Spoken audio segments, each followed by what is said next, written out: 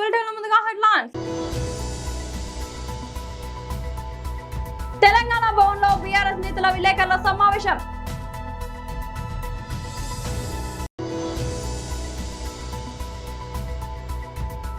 BJP రాష్ట్ర అధ్యక్షుడు శ్రీ ఎన్ రామచంద్రరావు మీడియాతో మాట్లాడుతున్నారు.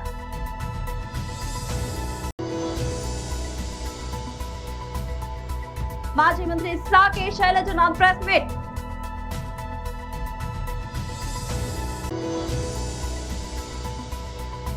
నీట్ వివాదంపై ఢిల్లీలో చెలరేగిన హింసాత్మక నిరసనలు. తెలంగాణ భవన్లో బీఆర్ఎస్ నేతల విలేకరుల సమావేశం. వాళ్ళు ఏంటంటే మేనిఫెస్టో మర్చిపోతున్నారు. వాళ్ళ మేనిఫెస్టోనే వాళ్ళు పెట్టుకున్నామా పెట్టుకోలేదా అని చెప్పేసి వాళ్ళకి అప్పుడప్పుడు కన్ఫ్యూజ్ వస్తుంది. ఇక వాళ్ళ మేనిఫెస్టో పేజీ నెంబర్ 24. దీనిలో ఏం చెప్పారంటే ఇందిరమ్మ ఇల్లు లేని ప్రతి పేదవాడికి ఇంటి స్థలంతో పాటు 5 లక్షల రూపాయల ఆర్థిక సాయం చేస్తామని వాళ్ళే ప్రకటించారు, మనం చెప్పింది కాదు. దానికి మరి ఆల్రెడీ పేరు పెట్టారు కదా, పేరు పెట్టిన ఇంటికి మళ్ళీ నిన్న 1 లక్ష రూపాయలు బహుమానం ఇచ్చారు. ఎవరికి? ఒక నాగరాజు అని చెప్పేసి ఆయన ఎక్కడంటే నకరికల్ ఆయనకు నాగరాజు, కొండ నాగరాజు అంటే ఆయన 1 లక్ష రూపాయలు ఇచ్చారు. అరే పేరు పెట్టింది మీరే, ఇల్లు కట్టిస్తామన్నది మీరే, మళ్ళీ 1 లక్ష రూపాయలు ఆయనకి ఎందుకు ఇచ్చారో నాకు అర్థం కాలే. సరే మీరు పెడితే ఏం పేరు పెడతారు? అయితే ఇందిరమ్మ పేరు పెడతారు. అన్నపూర్ణ పేరు తీసేసి ఇందిరమ్మ అని పెట్టారు. లేకపోతే రాహుల్ గాంధీ, సోనియా గాంధీ, రాజీవ్ గాంధీ ఎవరో ఒకరు ఆ గాంధీలే ఆ కాంగ్రెస్ పార్టీ పేర్లే పెట్టుకుంటారు. ఇక లేకపోతే రేపు పొద్దుగాల రేవంత్తో రేపోతే మరి ఇండ్ల మంత్రి అని పెట్టుకుంటుండక ఆయన ట్విట్టర్, ఆయన పేరు ఇండ్ల మంత్రి అట. లేకపోతే రాఘవ మంత్రి అని పెట్టుకుంటాడు రేపు పొద్దుగాల. వాళ్ళ కంపెనీ పేరు కూడా ఉంది, రేపు పొద్దుగాల దాన్ని కూడా ప్రమోషన్ చేసుకోవాలి కదా. కాబట్టి ఆ దిశగా ఈ రాష్ట్ర ప్రభుత్వం నడుస్తుంది. ఒక ఇల్లు కట్టాలి హైదరాబాద్లో, ఒక ఇల్లు కూడా కంప్లీట్ కాలే. ఎంత దరిద్రంగా తయారైందంటే కాంగ్రెస్ పార్టీ వాళ్ళు బడ్జెట్లో పెట్టినటువంటి లాస్ట్ బడ్జెట్లో పెట్టినటువంటిది 20,000 కోట్ల రూపాయలు బడ్జెట్లో కేటాయింపులు జరిపారు ఇండ్ల గురించి. అది ఎంత ఇచ్చారంటే 5,000 కోట్లు మాత్రమే డిస్ట్రిబ్యూట్ చేశారు. మళ్ళీ నెక్స్ట్ బడ్జెట్లో నువ్వు అదే ఇండ్లకు నిర్మాణానికి కొత్త ఇండ్లు నిర్మాణం చేసుకోవాలంటే నువ్వు 20,000 కోట్లు పెట్టాలి కదా. అంటే నువ్వు పెట్టినదే ఇయ్యలే ప్రజలకు, దాన్ని మళ్ళీ 5,000 కోట్లకు తగ్గించారు. అవి ఇస్తారా ఇయ్యరా తెలియదు. బడ్జెట్లోనే కేటాయింపులు లేని దానికి, బడ్జెట్లో నువ్వు అలొకేషన్ చేయని దానికి ఎట్లు ఇస్తావు? ఇక దీంట్లో ఇదొక దిక్కు అవుతుంటే దీంట్లో మళ్ళీ బీసీల నెత్తిలో శతకోపం పెట్టిండు. ఏమని చెప్పారు? ప్రతి పనిలో కాంగ్రెస్ పార్టీ వచ్చిన తర్వాత 42% ఇస్తా అని చెప్పారు. ఈ దీంట్లో ఇండ్ల నిర్మాణంలో ఏదైతే LIG అని చెప్పేసి కేటాయించిన దాంట్లో బీసీలకు 16% మాత్రమేనట. మరి నువ్వే చెప్పినావు కదా 42% అన్నింటిలో రిజర్వేషన్ ఇస్తా అని చెప్పేసి. అది గవర్నమెంట్ వర్కులలో కావచ్చు, లేకపోతే కాంట్రాక్టర్లలో కావచ్చు, ప్రతి ఒక్క దాంట్లో 42% పొలిటికల్ రిజర్వేషన్ పక్కన పెడితే కనీసం ఈ ఇండ్లలో కూడా బీసీలకు మోసం చేసేటువంటి ప్రభుత్వం కాంగ్రెస్ పార్టీ. బీజేపీ రాష్ట్ర అధ్యక్షుడు శ్రీ ఎన్ రామచంద్రరావు మీడియాతో మాట్లాడుతున్నారు.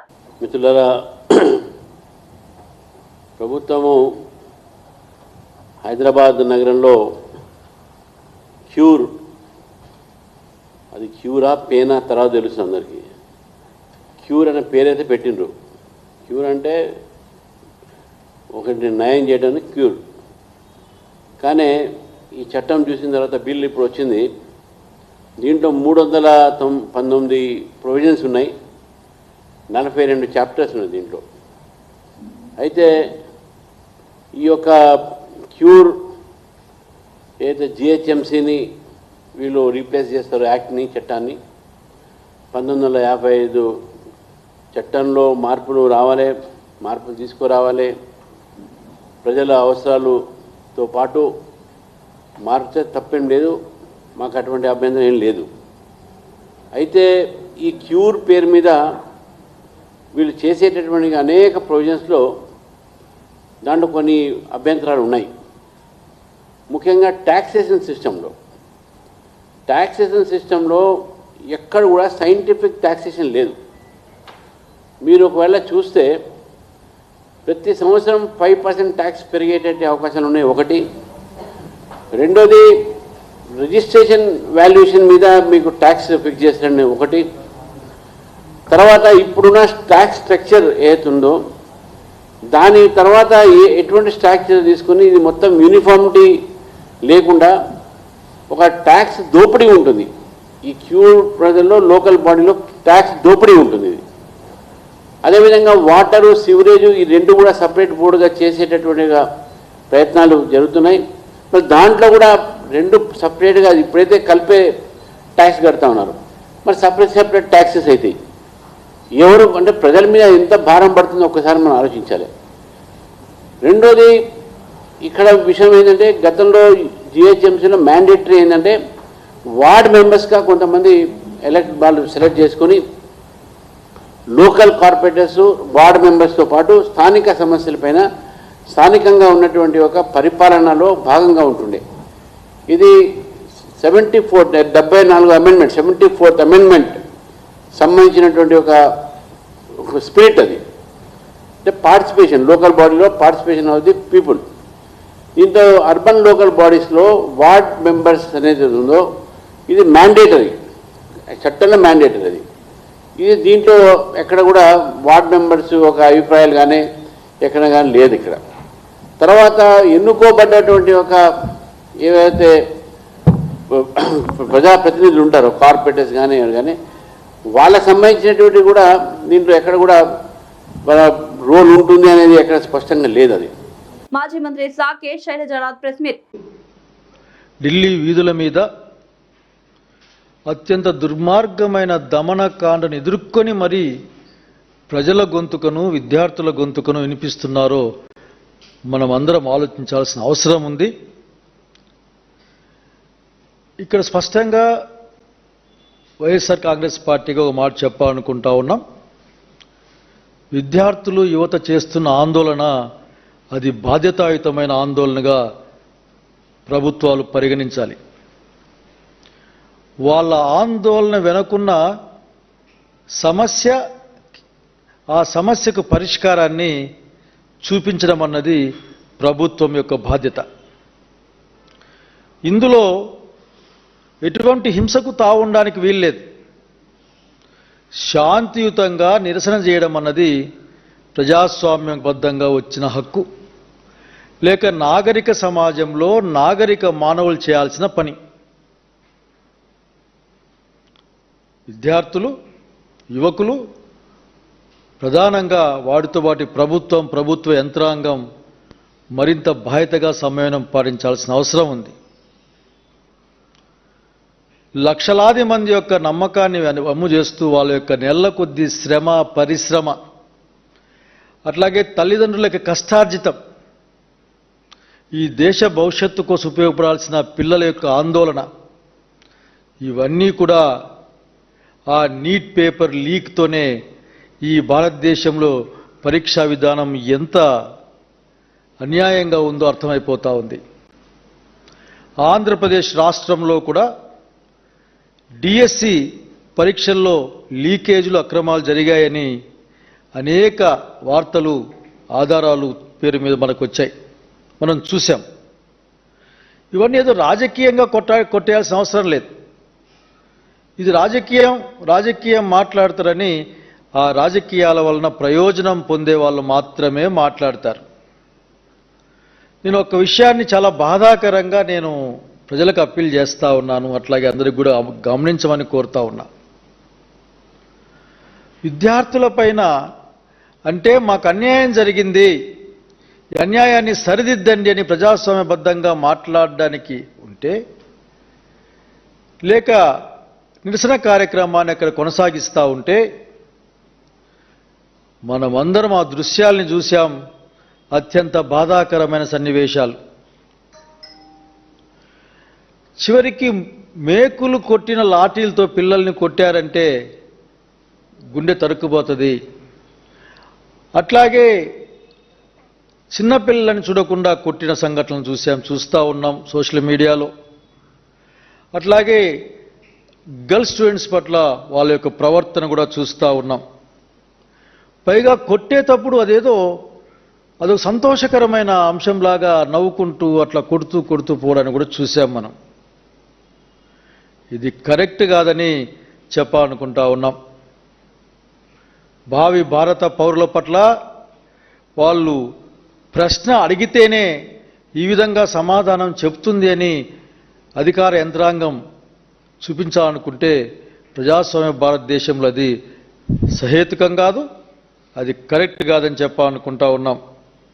నీట్ యూజీ పరీక్షల నిర్వహణలో అవకతవకల అంశం దేశ రాజధాని ఢిల్లీలో తీవ్ర ఉద్రిక్తతకు దారితీసింది.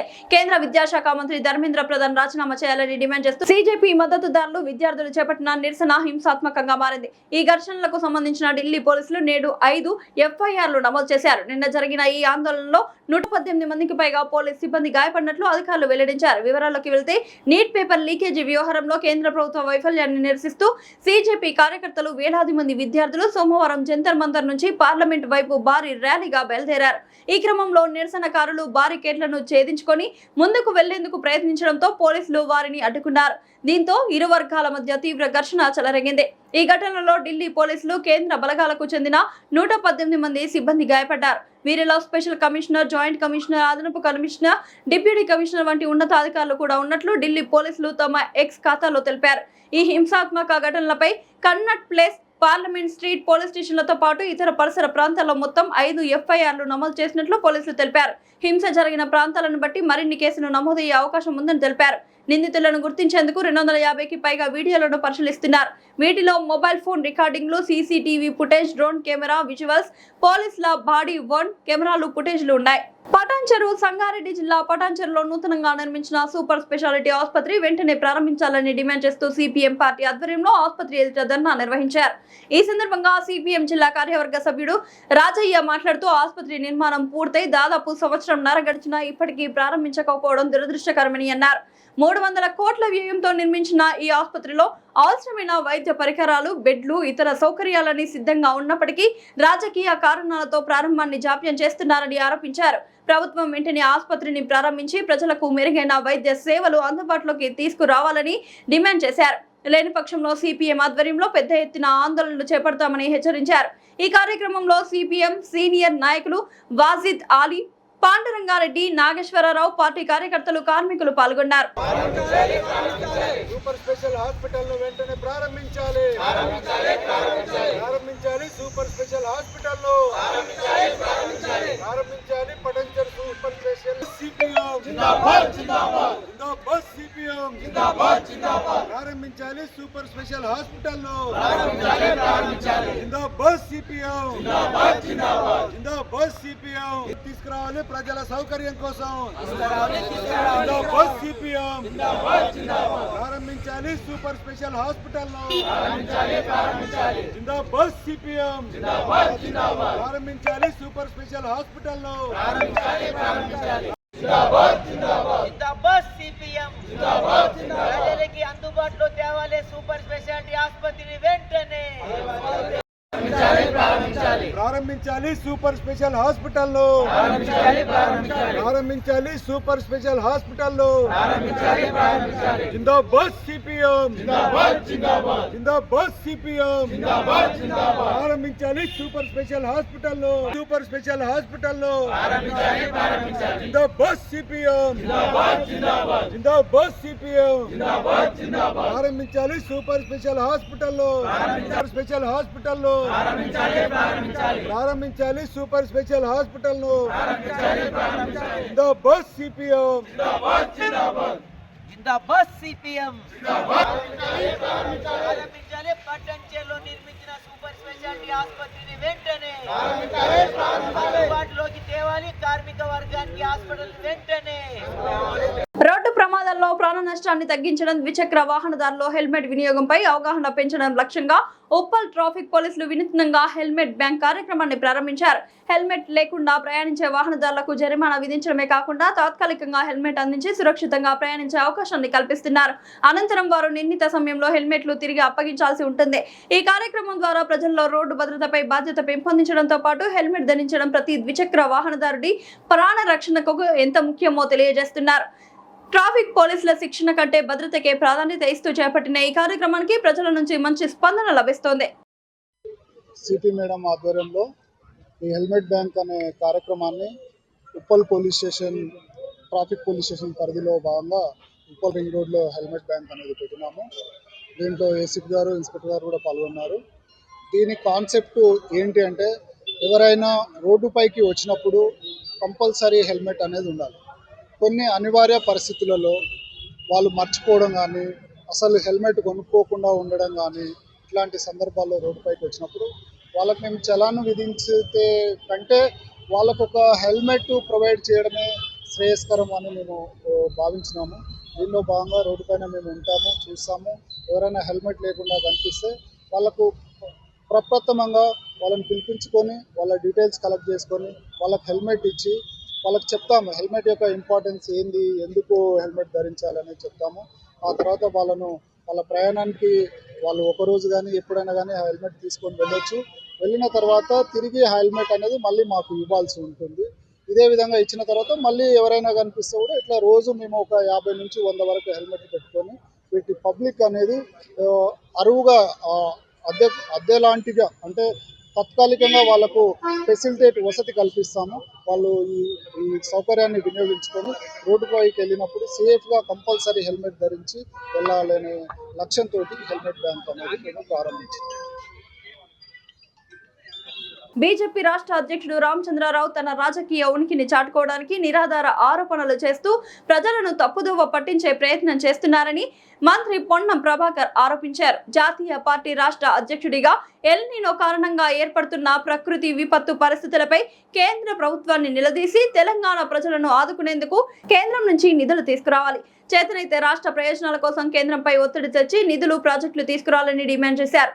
ఏ సభలోనూ సభ్యుడు కాకపోవడంతో తన అభిప్రాయాలను అధికారిక వేదికపై చెప్పే అవకాశం లేక అసెంబ్లీ సమావేశాలకు ముందే అనవసర వ్యాఖ్యలు చేస్తూ రాజకీయ ప్రచారం చేసుకోవాలని రామచంద్రరావు ప్రయత్నిస్తున్నారన్నారు.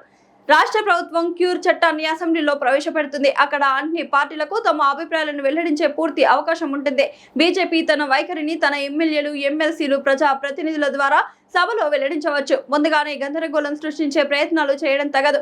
కాంగ్రెస్ ప్రభుత్వం ప్రజాస్వామ్య విలువలను గౌరవిస్తుంది. మెజారిటీ ఉందని ప్రతిపక్షాల గొంతు నొక్కే సంస్కృతి మాది కాదు. గతంలో బీజేపీ ప్రభుత్వం అనేక కీలక చట్టాలను సరైన చర్చ లేకుండానే తీసుకువచ్చింది. తెలంగాణ ప్రభుత్వం మాత్రం ప్రతి అంశంపై అసెంబ్లీలో సమగ్ర చర్చ జరిపిన తర్వాతే నిర్ణయం తీసుకుంటుందని అన్నారు.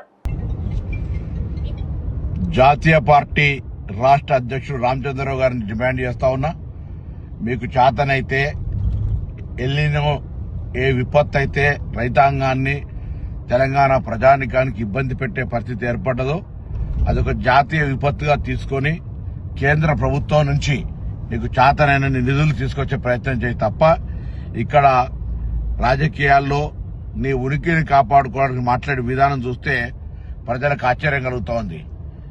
ఇందిరమ్మ ఇండ్లు కడతా అంటే ఎన్నికల కోసం అంటా ఉన్నావు. మీరేమో ఉద్యోగాలు ఇవ్వరు, మాట మీద నిలబడరు, రైతులకు వేధింపులకు గురి చేస్తారు, దేశవ్యాప్తంగా విద్యార్థులు హక్కును అడిగితే లాఠీచార్జీ చేస్తారు, నిరంకుశంగా పరిపాలిస్తారు. ఇంత అప్రజాస్వామికంగా నేను అనుకున్నా రామచంద్రరావు గారు ఒక విద్యార్థి రాజకీయాల నుంచి ఒక న్యాయవాదిగా నిన్నటి జరిగినటువంటి దేశవ్యాప్తంగా పార్లమెంటులో విద్యార్థులు దెబ్బలు తింటూ కూడా సత్యాగ్రహంగా దాడి చేయండి, కొట్టండి అని చెప్తున్నటువంటి సందర్భంలో వారికి సంఘీభావం ప్రకటించి గొప్పవాడైతారు అనుకున్నాం. కానీ తన ఉనికికి ఎక్కడ ప్రమాదం వస్తుందో అని ఈరోజు రాష్ట్ర ప్రభుత్వం మీద ఏదో విమర్శ చేస్తా ఉండు. ఎక్కడ చట్టసభలో సభ్యత్వం లేక పాపం అతను భారతీయ జనతా పార్టీ ప్రజాప్రతినిధులను లెక్కబెట్టని పరిస్థితుల్లో ఇటువంటి నిరాధారమైన ఆరోపణలు చేస్తాడు. ఇది దురదృష్టకరం. ఇప్పటికైనా జాతీయ పార్టీ రాష్ట్ర శాఖ అధ్యక్షుడిగా నీకు చేతనైతే తెలంగాణ ప్రజలు పడుతున్నటువంటి ఎల్ నీనో ఇబ్బందుల్లో కాపాడి కేంద్రం నుంచి జాతీయ విపత్తు కింద నిధులు తీసుకురావాలని సందర్భంగా డిమాండ్ చేస్తా ఉన్నాను. బులెటిన్ ముగించే ముందు హెడ్లైన్స్ మరోసారి. తెలంగాణ భవన్ లో బీఆర్ఎస్ నేతల విలేకరుల సమావేశం.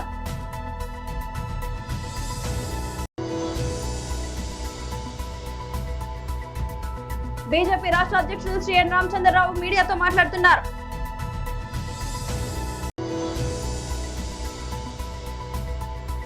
మాజీ మంత్రి సాకే శైలజనాథ్ ప్రెస్ మీట్.